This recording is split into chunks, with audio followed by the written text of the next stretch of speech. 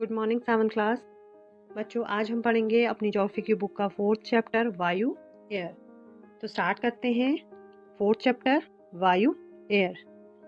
Our earth is surrounded by a huge blanket of air called atmosphere. हमारी पृथ्वी चारों ओर से वायु की घनी चादर से घिरी हुई है, जिसे वायुमंडल कहते हैं। तो एटमॉस्फेयर क्या है? It is like a blanket over the earth, blanket of air. Air है, हवा है पूरी, और एटमॉस्फेयर बनाती है। अब हवा सुनते ही लगता है कि जो हम इनहेल करते हैं, मीन्स जो हम लेते हैं वो हवा है। हम ऑक्सीजन लेते हैं, लेकिन एटमॉस्फेयर में केवल ऑक्सीजन ही नहीं है। एटमॉस्फेयर में और भी कई तरह तरह की गैसेस होती हैं। वो कौन कौन सी हैं और उनका क्या काम होता है, ये सारी चीज़ें समझेंगे तो उससे हमें कंपोजिशन ऑफ द एटमॉस्फेयर समझ में आएगा। जो हमारा टॉपिक है कंपोजिशन ऑफ द एटमॉस्फेयर, वायुमंडल का संगठन। मतलब जो एटमॉस्फेयर है वो किन किन चीजों से मिलकर बना है, कौन कौन सी गैसेस हैं एटमॉस्फेयर में वहां पर, और उससे जुड़ी और बातें हम पढ़ेंगे। तो पढ़ते हैं। The air we take in while breathing is actually a mixture of many gases. Means वायु का उपयोग हम सांस लेने के लिए करते हैं। आप सभी को पता है कि वायु का उपयोग हम सांस लेने के लिए करते हैं, लेकिन वास्तव में यह अनेक गैसों का मिश्रण है। तो जो हम ऑक्सीजन लेते हैं उसके साथ में दूसरी गैसेस भी जाती हैं। किसमें? शरीर के अंदर। जब हम ऑक्सीजन लेते हैं तो उसके साथ जो हमारे एटमॉस्फेयर में दूसरी गैसेस हैं वो भी हमारी बॉडी में जाती हैं, क्योंकि एटमॉस्फेयर में बहुत सारी तरह तरह की अलग अलग गैसेस हैं। Nitrogen and oxygen are two gases which make up the bulk of the atmosphere. Means nitrogen तथा ऑक्सीजन ऐसी दो गैसें हैं जिनसे वायुमंडल का बड़ा भाग बना है। अब ये जो डायग्राम है ये आपकी बुक में भी दिया गया है। ऊपर आपको ये डायग्राम दिखाई दे रहा है, ये आपकी बुक में भी दिया गया है। ये पूरा एटमॉस्फेयर है, तो आप देख सकते हैं। तो इस पूरे एटमॉस्फेयर में सबसे ज्यादा कौन सी गैस है? अगर आप ऑक्सीजन सोच रहे हैं तो वो गलत है। ऑक्सीजन और नाइट्रोजन ये दो गैसेस ऐसी गैसेस हैं which makes the bulk of the atmosphere.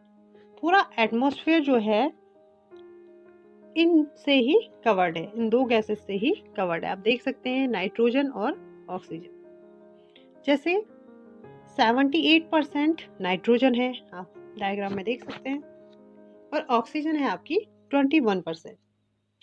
तो एक बड़ा कंपोजिशन ऑक्सीजन और नाइट्रोजन से बनता है। Carbon dioxide, helium, ozone, argon and hydrogen are found in lesser quantities. Means carbon dioxide, helium, ozone, argon and hydrogen कम मात्रा में पाई जाती हैं। आप डायग्राम में देख सकते हैं। तो जैसे हमने अभी पढ़ा कि देयर आर मल्टीपल गैसेस, तो उन मल्टीपल गैसेस में ऑक्सीजन और नाइट्रोजन तो एक बड़ा जंक बनाती हैं। उसके अलावा भी कई दूसरी गैसेस हैं। वो गैसेस हैं carbon dioxide, helium, ozone, argon, hydrogen, ये सारी गैसेस हैं।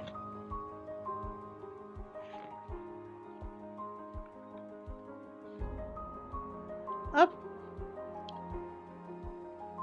tiny dust particles are also present in the air.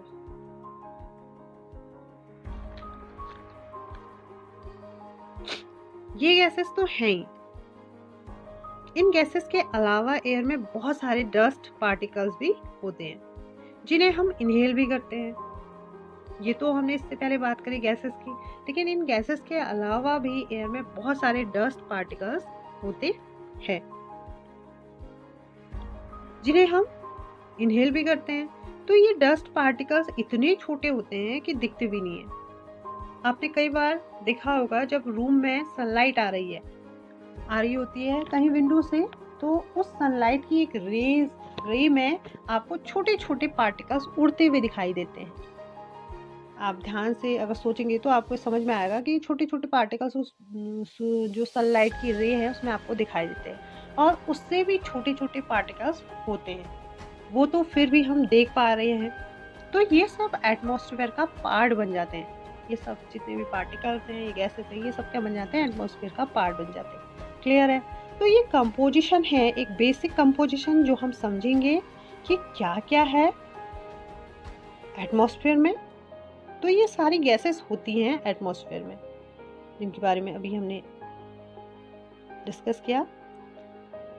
ये है ऑर्गन, कार्बन डाई, और दूसरी जो है ओजोन, जो क्या करती है, अल्ट्रावायलेट रेज जो आती हैं सन से, उनसे प्रोटेक्ट करती है। हमें क्या करती है, उनसे प्रोटेक्ट करती है। तो ये सारी गैसेस पाई जाती हैं एटमॉस्फेयर में। कहाँ पाई जाती है? वायुमंडल में। अब जो नाइट्रोजन है, नाइट्रोजन वायु में सर्वाधिक पाई जाने वाली गैस है। आप इसको डायग्राम में देख सकते हैं कि नाइट्रोजन जो है वो सबसे ज्यादा पाई जाने वाली गैस है। और जब हम सांस लेते हैं तब फेफड़ों में कुछ नाइट्रोजन भी ले लेते हैं हम लोग, और फिर उसे बाहर भी निकाल देते हैं। परंतु जो प्लांट्स हैं, प्लांट्स को भी अपने जीवन के लिए नाइट्रोजन की आवश्यकता होती है। मीन्स कार्बन डाइऑक्साइड तो एक मेन कंपोनेंट है प्लांट्स के लिए, लेकिन उसके साथ साथ नाइट्रोजन भी प्लांट्स को चाहिए, और प्लांट्स नाइट्रोजन को डायरेक्टली नहीं ले सकते। एक बात ध्यान देने योग्य है कि जो प्लांट्स होते हैं वो नाइट्रोजन गैस को सीधे नहीं ले सकते, डायरेक्टली नहीं ले सकते, बट जरूरत तो है उन्हें। तो यहाँ पर उनकी मदद कौन करता है? बैक्टीरिया करते हैं, जो सॉइल के अंदर होते हैं। सॉइल मीन्स मृदा, मृदा के अंदर होते हैं वो बैक्टीरिया। सॉइल के अंदर ही मीन्स मृदा के अंदर ही एयर से नाइट्रोजन लेते हैं, उसे इनहेल करने के बाद रूट्स के रास्ते नाइट्रोजन को प्लांट्स तक पहुंचाते हैं, और इस तरह से ये बैक्टीरिया प्लांट्स की मदद करते हैं और प्लांट्स को नाइट्रोजन मिल जाती है। तो आप समझ रहे होंगे कि ये बैक्टीरिया किस तरीके से प्लांट्स की मदद करते हैं और प्लांट्स नाइट्रोजन ले लेते हैं। ये तो बात थी नाइट्रोजन की। अब बात जो करते हैं ऑक्सीजन की। जो दूसरी सबसे ज्यादा मात्रा में जो गैस एटमॉस्फेयर में पाई जाती है वो है आपकी ऑक्सीजन। आप देख सकते हैं 21%। ये जीव जंतुओं के लिए क्या है, बहुत महत्वपूर्ण है, जिसे हम सांस के द्वारा लेकर जीवित रहते हैं, ऑक्सीजन। लेकिन हवा में ऑक्सीजन पेड़ पौधों द्वारा आती है। पौधे नाइट्रोजन और कार्बन डाइऑक्साइड को ग्रहण करते हैं, लेकिन ऑक्सीजन छोड़ते हैं, और उनकी ऑक्सीजन छोड़ने और कार्बन डाइऑक्साइड ग्रहण करने की क्रिया को प्रकाश संश्लेषण कहते हैं, जिसमें ये ऑक्सीजन उत्पन्न करते हैं। और पौधों के ऑक्सीजन छोड़ने के कारण हवा में ऑक्सीजन की मात्रा समान बनी रहती है। जो पौधे ऑक्सीजन छोड़ते हैं उसके कारण ही हवा में क्या है, ऑक्सीजन की मात्रा जो होती है समान बनी रहती है। लेकिन अगर हम वृक्षों को काटेंगे, आप समझ सकते हैं, अगर हम वृक्षों को काटेंगे तो यह संतुलन क्या होगा, बिगड़ जाएगा। तो इसलिए हमें क्या करना है, वृक्षों को नहीं काटना है। ऐसे ही हम बात करते हैं कार्बन डाइऑक्साइड की। कार्बन डाइऑक्साइड भी एक महत्वपूर्ण गैस है, जिसे क्या करते हैं, जीव जंतु निकालते हैं और पेड़ पौधे देते हैं। तो आप समझ रहे हैं कि किस तरीके से एक चक्र चल रहा है, जिसमें क्या है, जीव जंतु क्या करते हैं, कार्बन डाइऑक्साइड को निकालते हैं और इसको क्या करते हैं, पेड़ पौधे लेते हैं। मीन्स इसी कार्बन डाइऑक्साइड को पेड़ पौधे भोजन के रूप में ग्रहण करते हैं। जितनी कार्बन डाइऑक्साइड जीव जंतु द्वारा छोड़ी जाती है उतनी ही पेड़ पौधों द्वारा ग्रहण की जाती है, जिससे क्या होता है, वायुमंडल में इसका संतुलन बना रहता है। जो हमारा एटमॉस्फेयर है उसमें एक बैलेंस बना रहता है। लेकिन जब हम कोयला, खनिज तेल, ईंधन इत्यादि को जलाते हैं तो कार्बन डाइऑक्साइड निकलती है।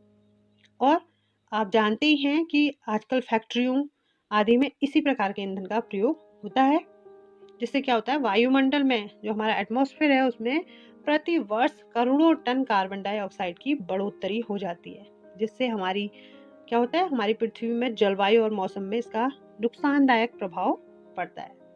किसका?